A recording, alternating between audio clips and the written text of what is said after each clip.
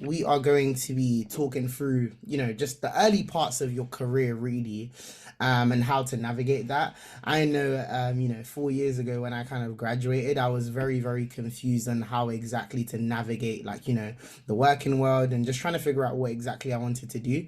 So I thought this session would be really useful, and I kind of volunteered myself to do this session because I can fully relate to all those struggles. Anyways, with that being said, I guess you guys will probably want to know who I am, like, and why I'm credible to give this advice. But as I said, I'm a four year professional. I currently work as an associate at a US investment firm, but I've worked in financial services, consulting, private equity, and now asset management. So I kind of know a thing or two about just navigating the corporate world, and I guess that's what makes me qualified to sort of help you guys navigate the early parts of your career. As some of you may also know, I'm the founder of Beyond Education. And Beyond Education is just a platform dedicated to helping individuals access early career opportunities at corporate institutions. And as some of you guys may also know as well, like, I make content on TikTok, Corporate Steve, if you guys have seen. And yeah, that's pretty much like what I do. In terms of agenda today, we're going to be talking through, like, how to actually figure out like what career path you want to go down, and like ways to go about doing this. We're also going to be talking through just like key timelines in terms of application season, and like, the timelines you should really be focusing on basically like during the application season. Going to be giving you guys some general application tips that you can take on board to put your best foot forward when applying for these jobs, and just application tips in general, like to navigate the job market.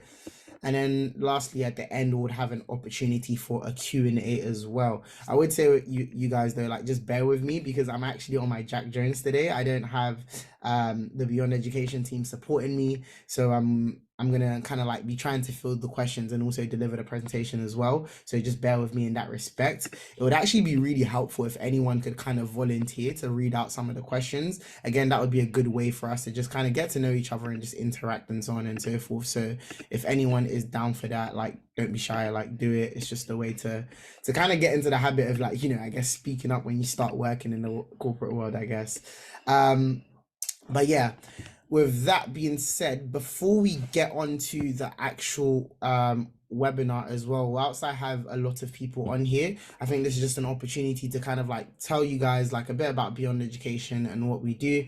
As I said, it's a platform dedicated to helping individuals access early career opportunities at corporate institutions, and that's namely revolving around professional services, tech, and financial services. So those are kind of the three industries that we try to focus on. And what we do is essentially provide free career resources on our website to help you navigate the job market, career content across Instagram, TikTok, LinkedIn, these webinars.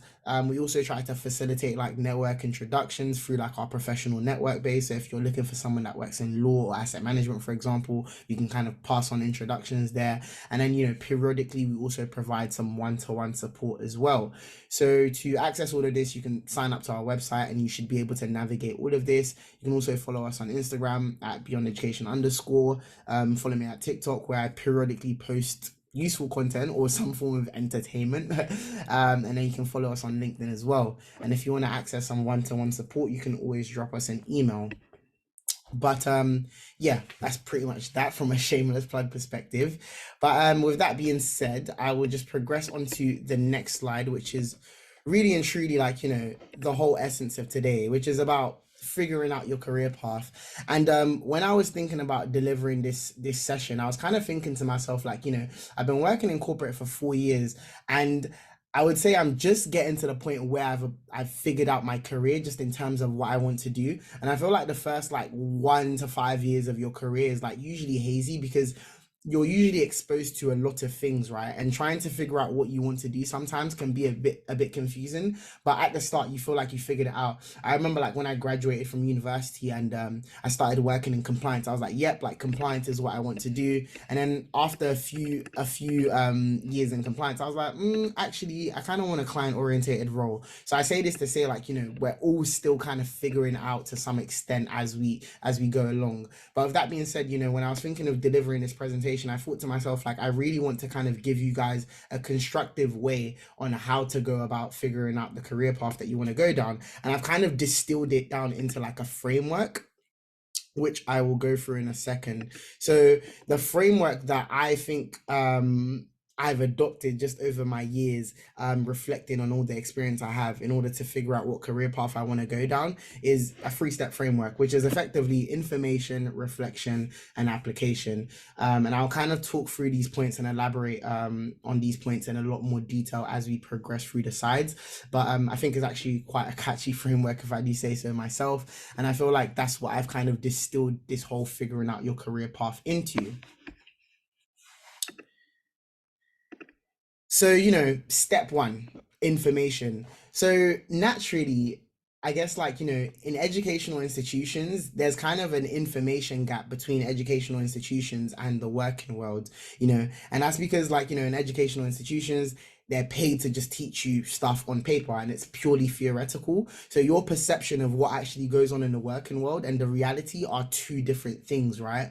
And this is where that information gap lies. And if you're someone that, isn't at uni yet or doesn't go to uni, again, just you not being involved in the corporate world, your perception of what actually goes on there is kind of skewed to a certain extent, and you have lack of information on what actually goes on in that space, right? So I think this is the first step in figuring out your career path. You really want to try and gain as much information as possible, and there are various ways to do this. So firstly, developing like genuine relationships with lecturers. For example, if you're in university, so a lot of lecturers tend to actually be like, retired professionals, or they usually have access into the industry. So I think trying to, like, pick their brains and understand, like, the various different career paths that your degree can kind of take you is super important. And that's something that I did when I was in university, especially when I was approaching third year, just speaking to each one of my lecturers and just trying to understand, like, okay, this like course that we do, like, what are the various career optionalities, like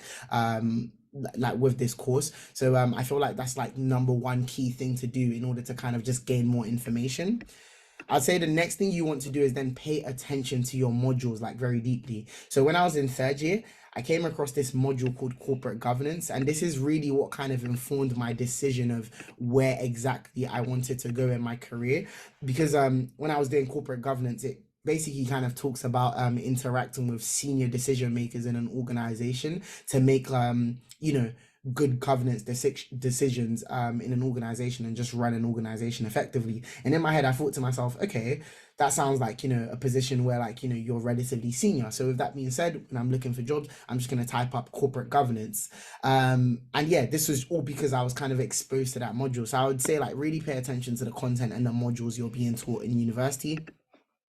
The next thing you want to do, and this one is something that is said again and again and again, but I can't stress this enough, guys, like, try and network via LinkedIn. LinkedIn is a very powerful tool with 850 million professionals. So, like, you'll be doing yourself a disservice to not use that platform to your advantage. Really, really try and network with as much people as possible in that space. Like, I think it's really important. And this can be as simple as, just reaching out to people on LinkedIn where you see, like, their roles, like, seem super interesting, or it sounds like something that you would like to do, and just reach out to them.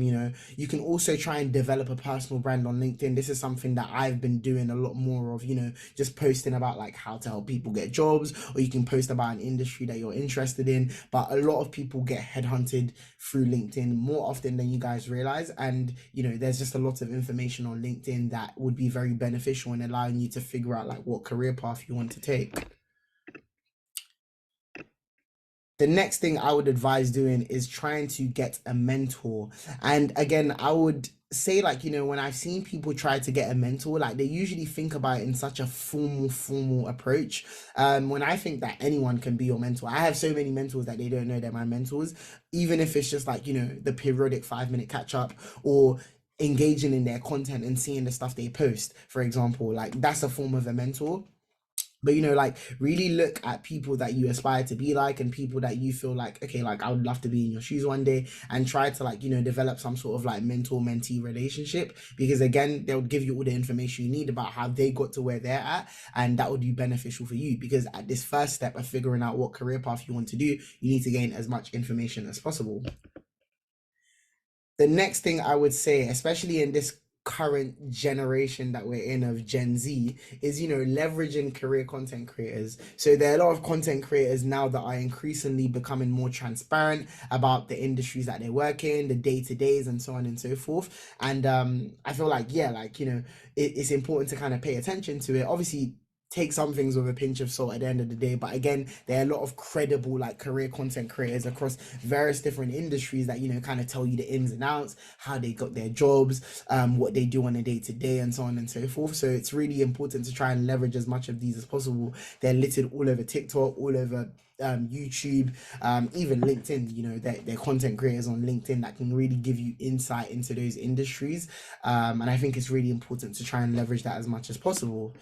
And lastly, which is one that I just never really knew when I was in university. I really wasn't clued up at university at the time, but try and join career networks, So Beyond Education, shameless plug, a good one. There's Fairy, Job Mother, Gradvance, Bright Network, but these career networks is effectively, where you can access free resources and network with experienced industry professionals. The likes of Bright Network and SEO London, for example, have like good connections with employers and can actually get you paid opportunities as well. And the earlier you're integrated into their ecosystem as a candidate, the more opportunities you're likely to get as well. So I would say, like, there's no limit to the amount of career networks you can join. Join as many of them as possible, because that way, like, you'd get exposure to various different opportunities.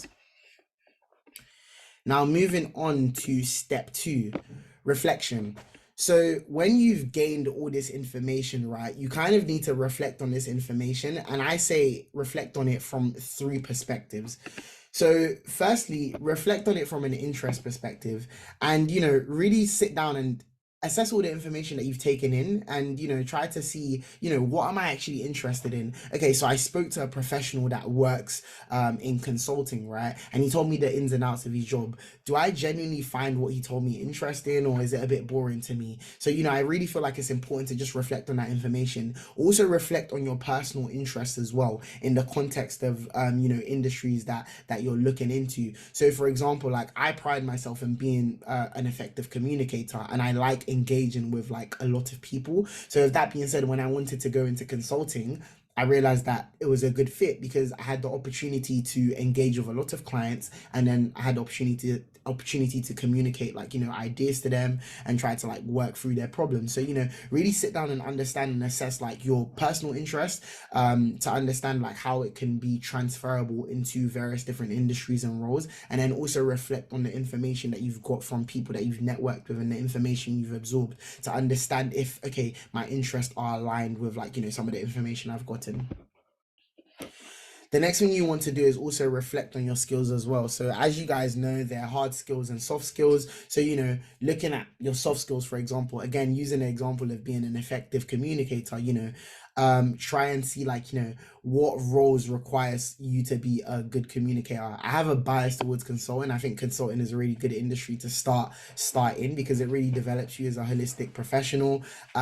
So yeah, like, just look at the skills that you possess and try to understand where it's transferable. Also look at the hard skills you have as well. You may have developed like some skills through like the degree that you're doing at the moment. If you're working on your dissertation, any analytical work that you're doing, any data orientated work that you're doing, those are hard skills that you're gaining that could very much be transferred into various different industries. So it's important to reflect on those skills and see how you can essentially transfer them. And then the last thing you want to do is reflect on your experience, right? And a lot of people like would like to think, oh, I don't have relevant experience, but any experience is relevant. Even if you don't have like the typical supermarket experience, if you've led a service in Sunday school, for example, that is credible experience. If you invest your personal money, that's experience relevant to like, work in an investment role. You have experience in any aspect, so it's important to try and like reflect on those like experiences, write them out, and see where it's transferable to as far as industries and roles go. And I think you really have to kind of dig deep. Like you really, really have to dig deep to understand where exactly those experiences lie. So I would say that's like super important. And then step three is simply application, right? So once you've absorbed the information, you've reflected on your experience, skills, and interest, you just have to actually apply, And what I mean by this is just jump in, just do it, And it's not about making the right decision, because I think we have this like perception that your career kind of starts from when you make a decision of what role you want to go into. But if you think about it, your career is built over a long period of time, and your entry point into like the world of work is just the start. As you become more integrated into the corporate world and you're exposed to different learnings, things will start to become a lot more clearer. But you can't do that without starting in something. So rather than being hesitant to try and make the right decision, what I would say is that there is no right decision. It's literally about just making a decision, being open-minded, and seeing where that takes you, because it's important to understand that your career is built over a long period of time as opposed to from that first decision that you make. So in short, those are kind of the three steps that I would say you need to adopt in order to kind of figure out, like, what direction you want to take your career path in. Now, moving on, I'll just give you guys some general sort of insight into like the typical recruitment cycle. And this is more so like applicable for program orientated roles. So what I mean by that is, your internships, your placements, and your graduate schemes, for example. And just to give you guys an insight into like the timelines and how to kind of keep up, right? So typically from August to October, you guys would have seen that a lot of firms are announcing that, our applications are open. The banks that are usually really on it and the firms that are usually really on it sometimes would open their applications from July, which is quite wild. But yeah, August to October is the typical open date for applications. And then from October to January, I like to call this period talent engagement. And this is where like firms would be going to universities, trying to like host insight events and just trying to engage with like the cohort of people that are going to be coming onto these programs basically. So once and they do this across the board, not only for people that have applied, but they're just trying to engage with much talent as much as possible. They're going to all the career fairs, they're going to all the career events that are hosted by various different firms to really just engage with a wide pool of talent. And then from January to April, they would have gone through all the applications. And January to April is when they start like, shortlisting and interviewing candidates basically, and hosting assessment centers and so on and so forth. And then from April to June is usually when you start to see people like receiving offers for all these various different program orientated roles. And then from June to September, like, is when you'd start to see people start. So like June, for example, like people start internships and so on and so forth. September is when you usually start to see most people start graduate schemes. So that's like the typical recruitment cycle for these program oriented roles across internships, placements, and graduate schemes. So it's just important to kind of keep this in mind, right? But when I progress on to the next slide, you'd kind of understand that at the end of the day, this is not the be all and end all. Because with that being said, as much as there are program orientated roles, if we go on to the next slide, there's also a recruitment cycle that's just applicable for general entry level roles as well. And this goes across applications, talent engagement, interviews, offers, and start dates. And these firms, they do it on an ongoing basis, on a rolling basis, right? So a lot of general entry level roles that are not bound by graduate schemes or internships, they're just recruiting on an ongoing basis. So if you don't manage to get onto like a graduate scheme or a structured internship, it's not the end of the world. Like, you can apply for general entry level roles as well. So it's just important to kind of have that in mind. Now, moving on to the next slide, I just wanted to kind of give you guys some tips on how to navigate the application season and just the job market in general. So the first tip I would say really is, document check. And this goes without saying, but this is something that a lot of people still mess up with, making sure your CV is like, tip top, like, no mistakes, no spelling mistakes, no errors, tailored to the role that you're actually applying for. And it's just like patterned, right? And also making sure that your cover letter as well is an extension of your CV, really highlighting your skills and applicability and transferability to the role in a lot more depth. So I think it's important to really just note that, right? And that goes without saying. The next thing you want to do, which kind of goes on to my point of applying for general entry level roles, is to diversify your applications. Diversify it beyond just graduate schemes. Yes, graduate schemes are good because they provide a good level of, like, development and structure, but they're also equally good general entry level roles that are, I would say, less competitive, to be honest. And you don't want to just harp on the fact that you want to get on a graduate scheme. You want to apply for some graduate schemes and apply for like some general entry level roles as well. And I would arguably say like you should be applying for a lot more entry level roles, and that's because like graduate schemes, there's only a finite amount of them, so I think it's important to just try and diversify your applications as much as possible to increase your chances of securing like an offer. The next thing you want to do is send speculative applications through LinkedIn. So, like, start reaching out to hiring managers, and some of them would be like, I only like, apply for the job and so on and so forth, like, don't reach out to me, but still reach out. There'll be one person that would give you some sort of insight, or you grab their attention. Like, I helped the candidate secure a data analyst role at Bloomberg, and one of the things she did when she applied for the internship position is she dropped an email to the hiring she dropped a message to the hiring manager on LinkedIn saying, "Hi, I just applied for the role and so on and so forth, like, my name is da da da da." And I really believe that's what kind of like put her at the forefront of the hiring manager's mind and progressed her onto the interview, and she was able to get a job. And if you think about it, Bloomberg is such a large institution that probably receives countless amounts of applications, so her application would probably have got lost in a sea of applications. But the fact that she did that extra step in messaging the hiring manager, I feel like really, really put her on the forefront. The next thing you want to do is send cover letters with every application. This seems like overkill, and a lot of people always say that, cover letters are dead.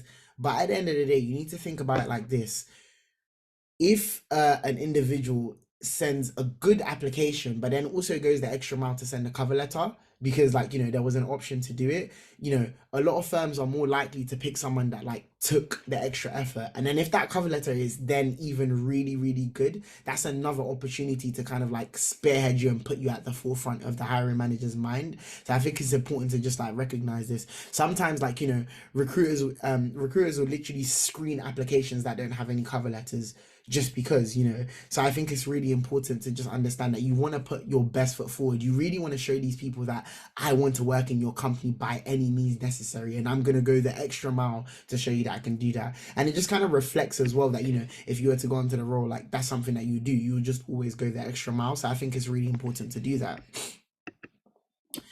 And the next thing I would say is, just keep applying. Even if you secure offers, I would honestly say just keep applying, keep your options open, and just see what's out there, and be resilient in the application process as well. It's a long game, but you just have to like keep applying. That's honestly what I would say. Initially, I was gonna say apply early. That's what I used to say to people, but I don't really think that matters, especially in the context of securing general entry level roles. It's only for the graduate schemes you could argue that, oh, you need to apply early, but you don't want to put too much pressure on yourself to apply early and then you end up sending like, like non-quality applications. So what I would say is this, keep applying, keep refining your applications as you apply, and just yeah, keep your foot on the gas even if you secured offers, right? That's what I would say. And then lastly, this is a bit of a controversial one, but I would say it's a numbers game. A lot of people usually stress the importance of, only sending quality applications, but in this job market, it's a very, very competitive market, and there are going to be a lot of people sending more than 10 quality applications. So you really want to put your best foot forward and apply for as much jobs as possible. I honestly think applying for jobs is a numbers game, and it's a game of probability. So I think it's important to just have that at the back of your mind. I remember there was a stat I saw online that it takes 100 to 200 job applications to get one interview, which is a wild stat if you actually think about it, right? So yeah, I think it's just important to understand that. Yeah, I personally think it's a numbers game. And I've kind of illustrated this like gradual like process, right, which is very much like an arduous process and it's a grind, but it will ultimately get you to the top, in my opinion. Like the aim of the game and the end of the game is to secure a job, and through doing these things which seem very, very long-winded, it ultimately puts you at this position like of just grinding, grinding, grinding, but eventually it would pay off in the end. And that's why I very much think it's an upwards and onwards like trajectory. And lastly, what I would say is that you got this at the end of the day. Just keep at it. Be resilient. Understand that it's a very, very competitive job market at the moment. COVID is kind of like taking the job market like 2 years back. But as long as you just keep at it and follow some of these tips, I feel like you guys would be in a good position. And with that being said, that kind of wraps up the session. So I'll open up for questions. Let me check the chat and see if you guys have sent in any questions.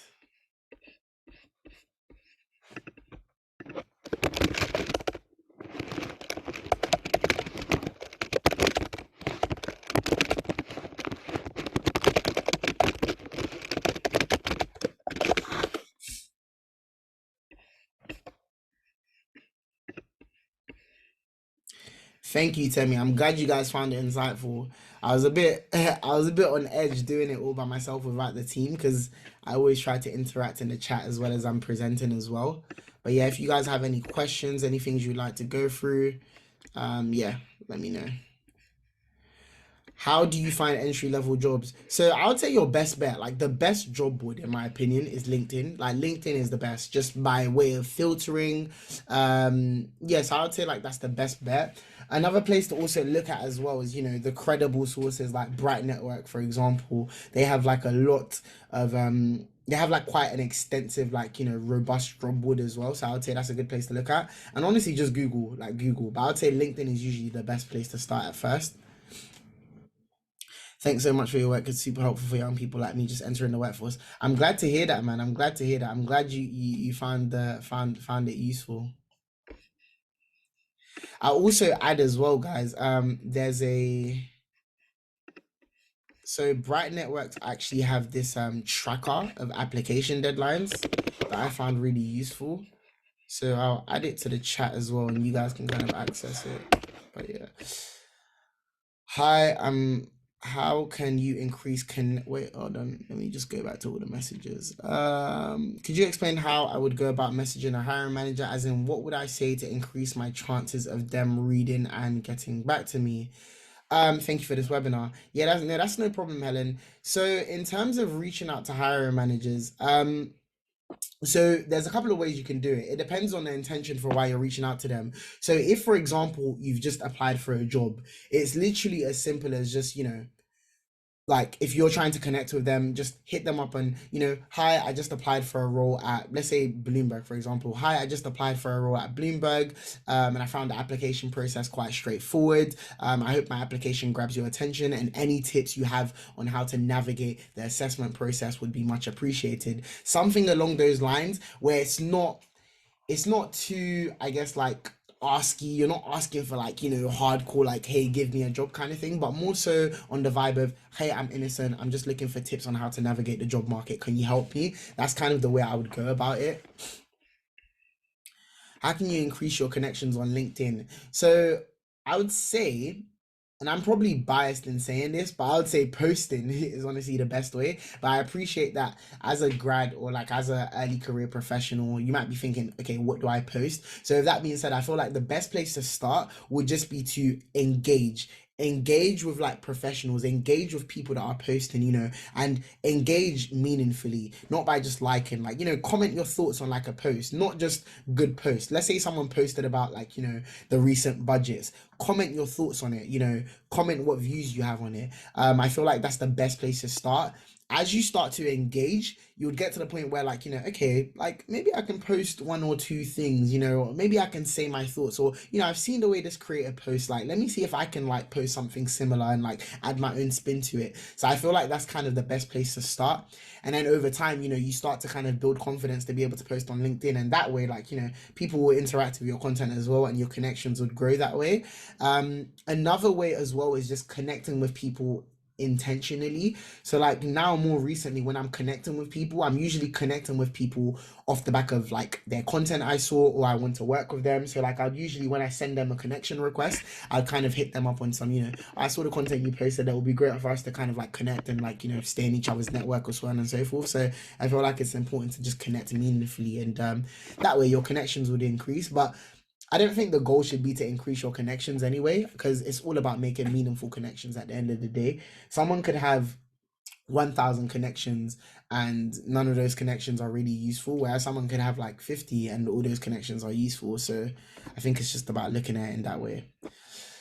I'm currently in first year looking for spring insights. Are there any companies that stand out to you? Um, I think it depends on the industry you want to go into, but what I would say is that because you're in first year and you haven't really like had any exposure or any insight into any of these companies, be open-minded. Any company that's offering a spring insight, I would say take it. A spring insight is so non-committal as well. Some of them are literally like insight days, and most of them are like weeks as well. So it's kind of like you can do as many as you want, right? So I would say don't be limited by like company name. Anyone that's offering a spring insight, take it. You can add as much of them to your belt. So that's what I would say. How do you negotiate salary when accepting an entry level role? This is actually quite an interesting one because I never used to think you can negotiate okay, so yeah, it depends. So there's entry level role and there's graduate schemes.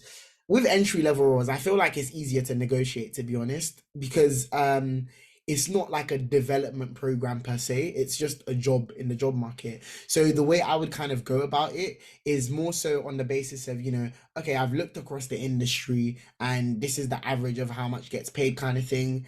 This is how much I feel like I bring to the role, and this is how much I want to get paid by. And at the end of the day, I think it's just about asking. And the worst they could say is no. I think what I used to think is that if I ask for more money, they're going to take the role away from me. But if you're at the final stage where they're telling you they're giving you the job, they're not going to take the role from you just because of you ask for more money. They're just going to say yes or no. So I think that's the way I would kind of go about it. But at the same time, you kind of want to be careful, right? Because if you're going for an entry level role, a true entry level role where you have like little to no experience, you need to be understanding, okay, cool, on what basis am I asking for more money? Like, what can I actually bring to this role? And why am I asking for more money? So that's the way I would kind of, look at it, to be honest. But yeah, hold on. Let me just post.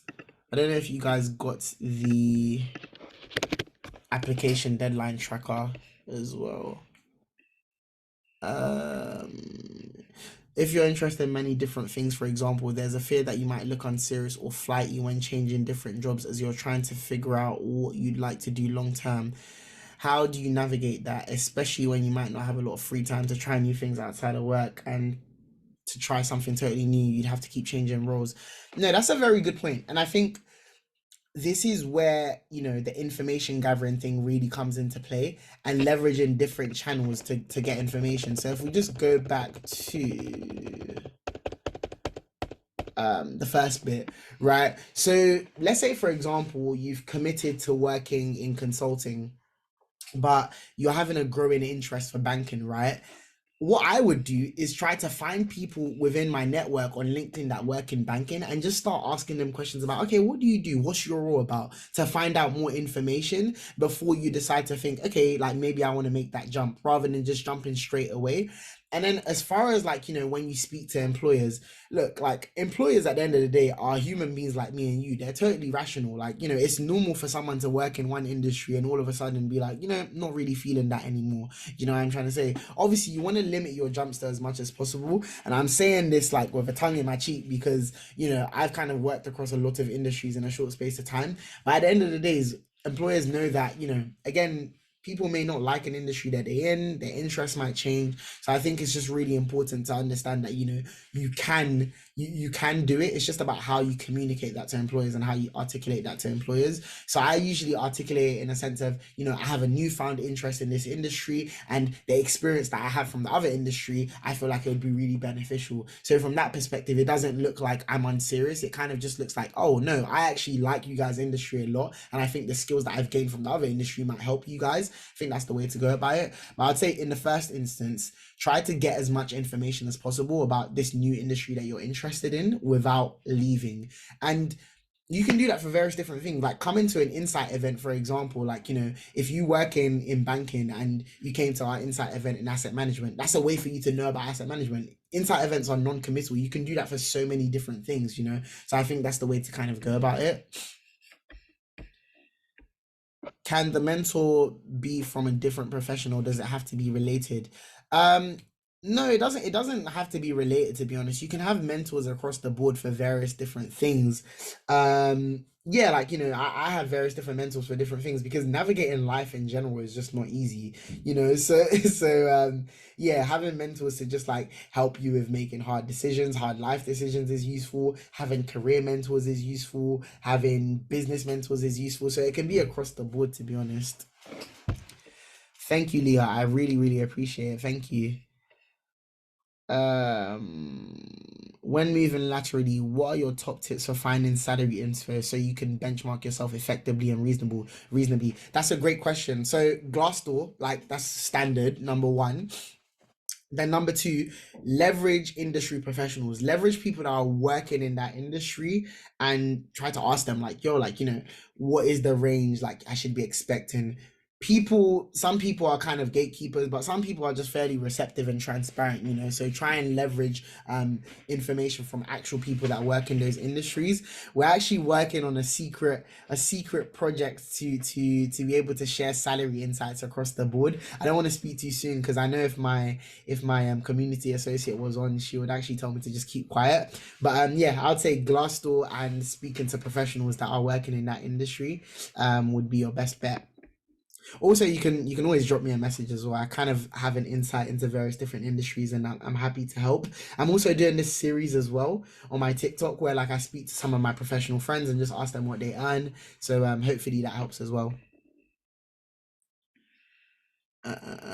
Would you consider 1 year experience still little to no experience? No, 1 years of experience is a useful enough experience to get you into an entry level role that pays more than what you were earning before, if that makes sense. So me, for example, when I made the move to consulting, I had like 1.5 years experience, and that was good enough for me to like get a decent pay rise. I had like an 8K pay rise, which I feel like was really good, to be honest. And it's just about how you position the 1 year's experience that you have. I feel like a lot of us early career professionals like struggle with selling ourselves at first because like we're a bit naive, we're a bit shy, but sometimes you just have to talk your shit, guys. You really just have to talk your shit.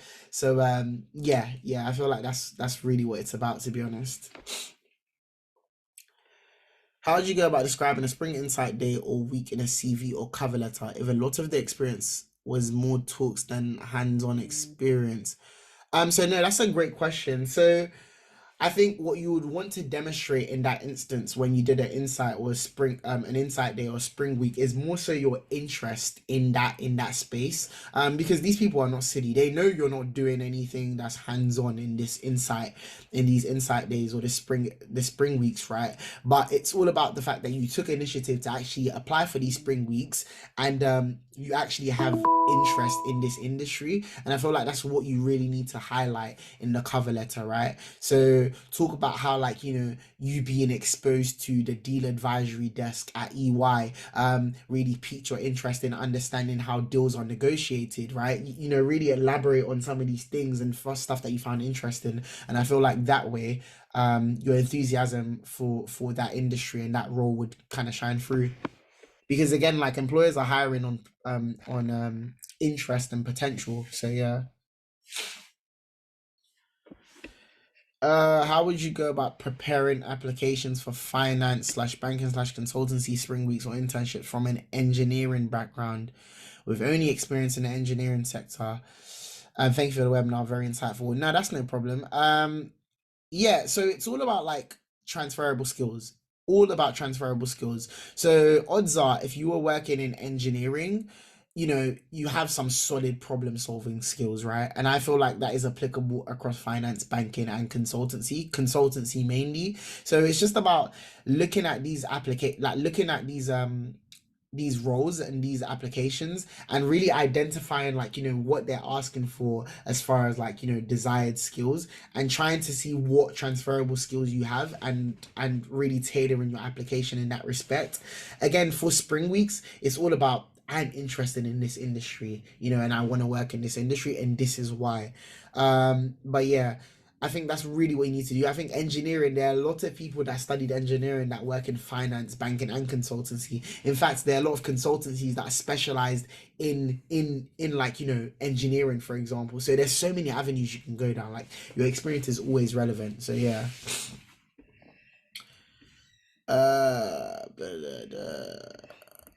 Are assessment centers required for every entry into the corporate industry?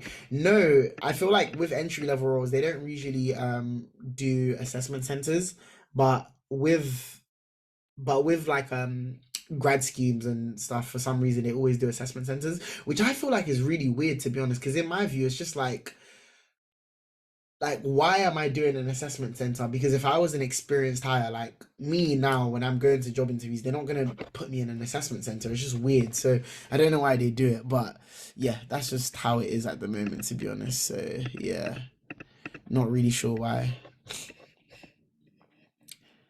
That is no problem, guys. Send your questions in. We have 10 minutes. You want to maximize your time. Um, whilst we're waiting, I'll just drop the our website as well in the chat so you guys can check that out. A lot of resources that I think are really helpful as well, and we'll be adding more career resources in due course as well, so you can kind of check that out. And yeah, we're gonna be launching a job board soon as well. I shouldn't be spilling all these announcements to you guys because my community associate would actually kill me. But yeah, we have a lot of things underway to just help as much people access early career opportunities. So yeah, you guys should check that out. And yeah, man, like, connect with each other as well. Like, connect with each other. It's good. This is what's needed.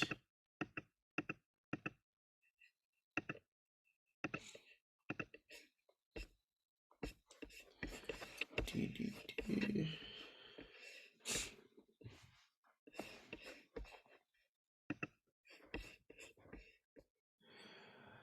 How do you find information about a very niche job sector? It depends how niche, because I feel like you can find information on any job sector, to be honest. But I feel like first my first bet would just be going onto LinkedIn and finding someone that works in that industry. But I don't know, give me like an actual example. Like, what sector are you thinking?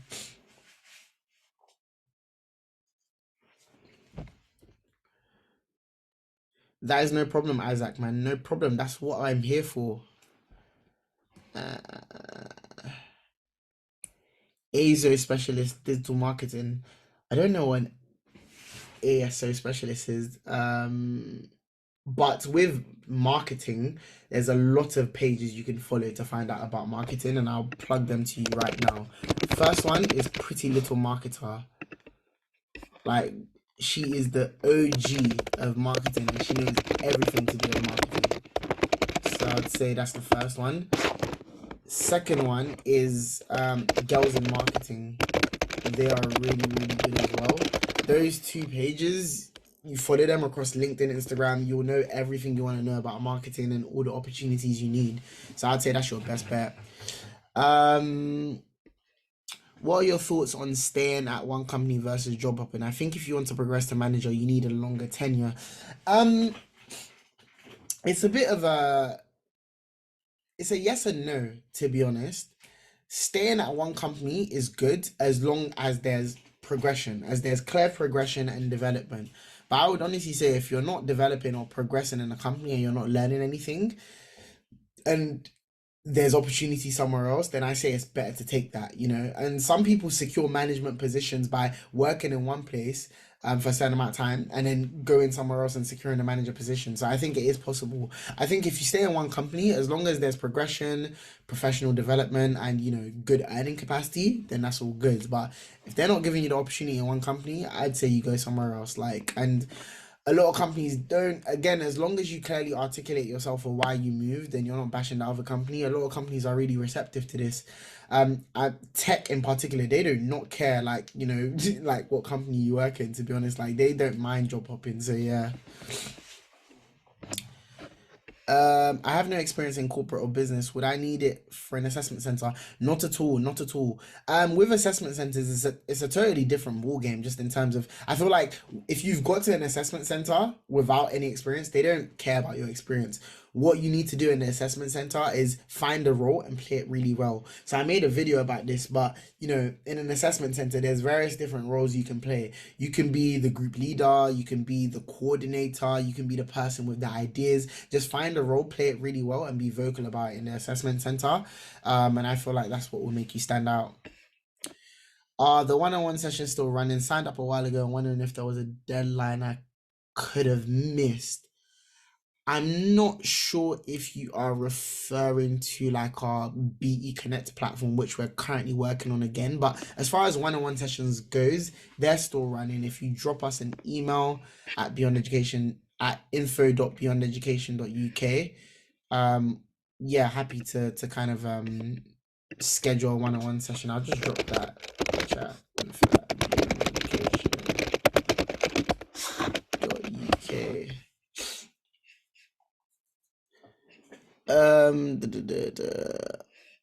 Yeah, man, that's no problem, guys. No problem. That is what we're here for. That's what we're here for.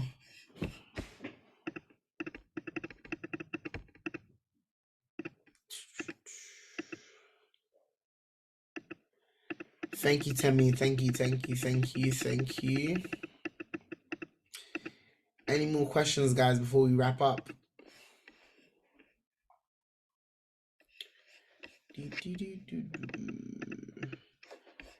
Really want you guys to get your time's worth. I always want to be honest and keep it to an hour, so I'm here till the end.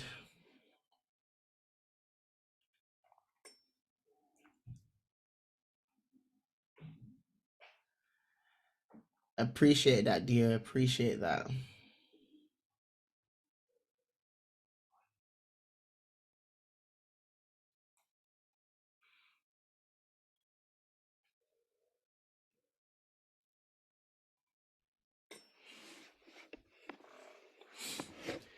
Nice, nice. Let's all connect, guys. Let's all connect. Let me put my LinkedIn again so you guys can all connect with me. And guys, be sure to subscribe to the Beyond Education website, career resources. We have a newsletter every week summarizing the news. So yeah, it's all good. How long was there between your graduation and first role? I was quite lucky. I managed to secure a role as soon as I graduated. I think I started like 1 week after graduation. So I was quite lucky in that respect. But again, it wasn't, in the middle of a pandemic and stuff. I don't really about inspired, but what inspired you to do what you do? Um, it was just the fact that when I graduated, I got a role and a lot of my friends weren't like in graduate jobs, and I was just so confused. So I was just like, what the hell? Like this isn't fair.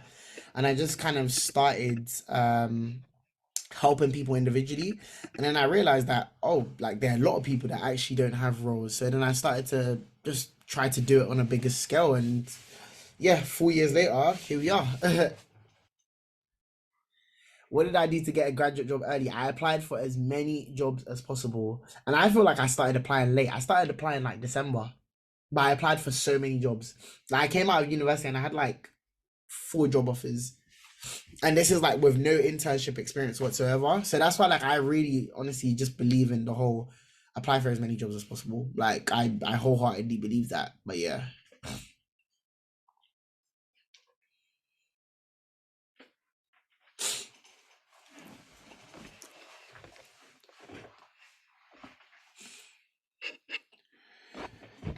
5 more minutes, guys. Throw your questions in. Throw your questions in. Any burning questions, anything. Like always happy to help.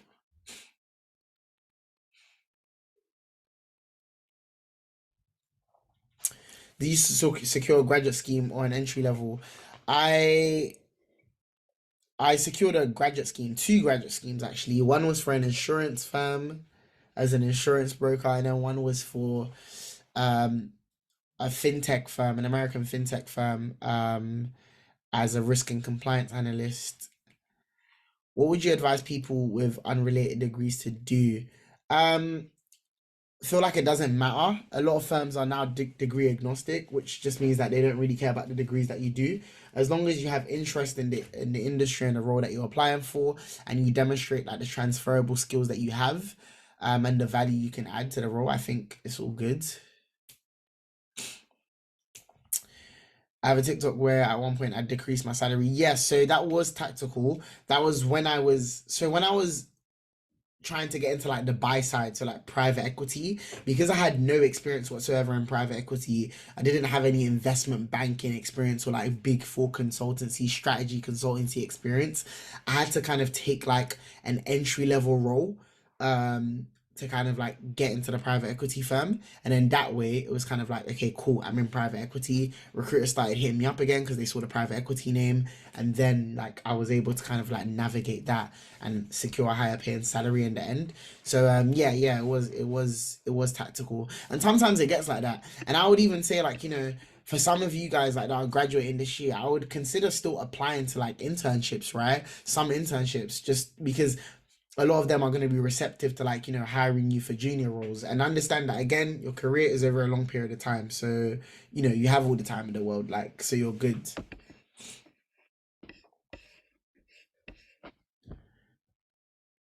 Any more questions, guys?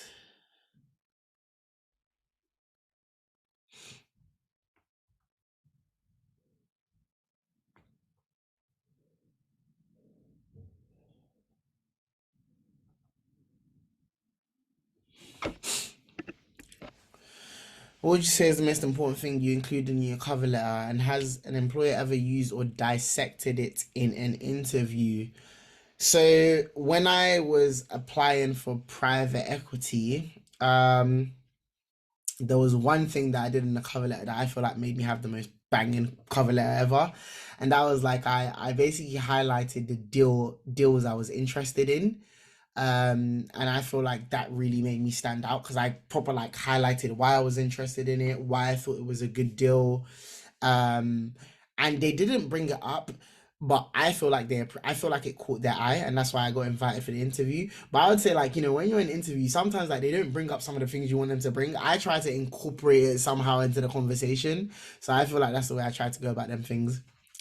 Do you have any tips on how to pass online assessments? I would say practice through SHL test. I think that's the best website to do it. I avoided all those jobs that had the online assessments, because it was just like, nope, don't want to do that. But yeah,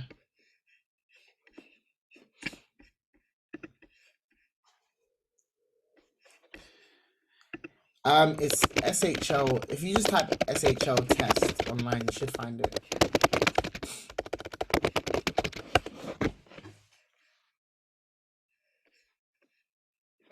Yeah, if you type in SHL test. Wait, let me just see. Wait, Gloria, is that you?